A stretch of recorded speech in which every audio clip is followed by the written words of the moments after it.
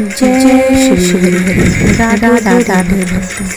आज आप सुनेंगे अपरा एकादशी व्रत की कथा। आप सभी भक्तों को अपरा एकादशी व्रत की ढेर सारी शुभकामनाएं। आप सभी के जीवन में भगवान लक्ष्मी नारायण की कृपा सदैव बनी रहे। ज्येष्ठ मास की एकादशी को अपरा एकादशी और अचला एकादशी के नाम से जाना जाता है। जो भी भक्त सच्ची श्रद्धा के साथ नियम पूर्वक इस एकादशी व्रत को धारण करता है तो इस व्रत के प्रभाव से धर्मशास्त्रों के अनुसार वो अनेक तरह के पापों से मुक्ति पा जाते हैं। इस व्रत को करने से मनुष्य को तीनों पुष्करों में स्नान के समान, गंगा जी के तट पे पिंडदान के समान और कार्तिक मास में स्नान के समान फलों की प्राप्ति होती है। जो व्यक्ति पूरे विधि विधान से अपरा एकादशी का व्रत धारण करते हैं, व्रत के नियमों का पालन करते हैं, तो वह सौभाग्य प्राप्ति, पापों से मुक्ति तथा मृत्यु के बाद भगवान विष्णु के धाम को प्राप्त करते हैं। इस दिन विशेष प्रकार से भगवान विष्णु के लक्ष्मी नारायण स्वरूप का पूजन करना चाहिए। तो आइए सुनते हैं अपरा एकादशी व्रत की कथा।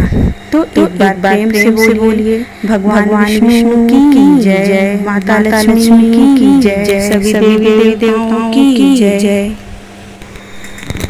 एक बार युधिष्ठिर ने पूछा, जनार्दन, ज्येष्ठ के कृष्ण पक्ष में किस नाम की एकादशी होती है? मैं उसका महत्व सुनना चाहता हूँ, उसे बताने की कृपा कीजिए। भगवान श्री कृष्ण बोले, राजन, तुमने संपूर्ण लोगों के हित के लिए बहुत उत्तम बात पूछी है। ज्येष्ठ कृष्ण एकादशी यानी अपरा एकादशी, इसकी महिमा भगवान कृष्ण ने युधिष्ठिर को बताई। भगवान कृष्ण ने धर्मराज युधिष्ठिर से कहा, हे राजन, ये एकादशी दो नामों से जानी जाती है। एक अपरा एकादशी और दूसरी अचला एकादशी। यह एकादशी अपार धन देने वाली है और जो मनुष्य इस एकादशी को व्रत रखते हैं वे संसार में प्रसिद्ध हो जाते हैं। यह व्रत बहुत पुण्य प्रदान करने वाला और बड़े-बड़े पापों का नाश करने वाला है। भगवान श्री कृष्ण के अनुसार अपरा एकादशी व्रत पाप रूपी वृक्ष को काटने के लिए कुल्हाड़ी है। अपरा एकादशी व्रत और भगवान का पूजन करने से मनुष्य सब पापों से छूटकर विष्णु लोक को जाता है। भगवान श्री कृष्ण ने युधिष्ठिर के पूछने पे अपरा एकादशी के महत्व के बारे में बताया और कहा कि सुनो राजन, प्राचीन समय में महिध्वज नाम का एक धर्मात्मा राजा रहता था और धार्मिक कार्यों में लीन रहता था। उसका एक छोटा भाई था जिसका नाम था वज्रध्वज। वह बहुत क्रूर और अधर्मी था। छोटा भाई वज्रध्वज अपने बड़े भाई महिध्वज से द्वेष रखता था और उसे मारना चाहता था। एक दिन रात में मौका पाकर वज्रध्वज ने अपने बड़े भाई की हत्या कर दी। लोगों को इस बारे में पता न चले, इसके लिए उसने अपने भाई के शव को जंगल में जाकर पीपल के पेड़ के नीचे गाड़ दिया। राजा की मृत्यु पूर्व निश्चित नहीं थी, यानी कि यह अकाल मृत्यु थी।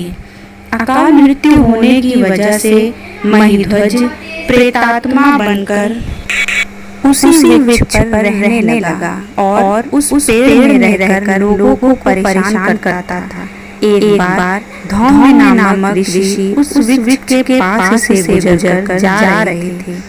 तब राजा की प्रेतात्मा ने उन्हें भी परेशान किया, लेकिन ऋषि ने अपने तपोबल से प्रेतात्मा को काबू कर लिया और उसके उत्पात का कारण को समझा और उन्हें पता चला कि राजा के साथ न्याय नहीं हुआ है। इसके बाद उन्होंने उस आत्मा को पीपल के पेड़ से उतारा और परलोक विद्या के बारे में बताया। राजा की आत्मा को प्रेत योनि से मुक्ति दिलाने के लिए धौम्य ऋषि ने खुद ज्येष्ठ माह की एकादशी को अपरा एकादशी का व्रत किया और घोर जप तप किया।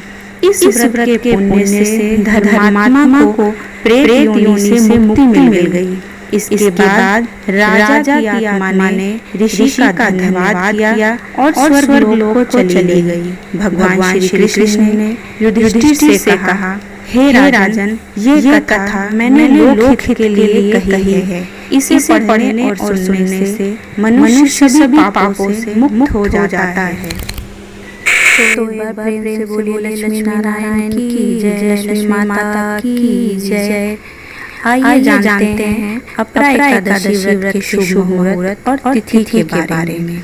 एकादशी तिथि का प्रारंभ 22 मई दिन गुरुवार रात्रि 1:13 पे होगा और समाप्ति 23 मई दिन शुक्रवार रात्रि 10:31 पे होगी। सूर्योदय के अनुसार यह व्रत 23 मई को धारण किया जाएगा और इसका पारण 24 मई को सुबह 5:26 से 8:11 तक किया जा सकता है। अपरा एकादशी व्रत का पारण तिलेन पारण है, यानी तिल से व्रत का पारण। सफेद तिल या काले तिल का प्रयोग करें। यह संभव ना हो पाए तो आप जल, फल या तुलसी दल से भी व्रत का पारण कर सकते हैं।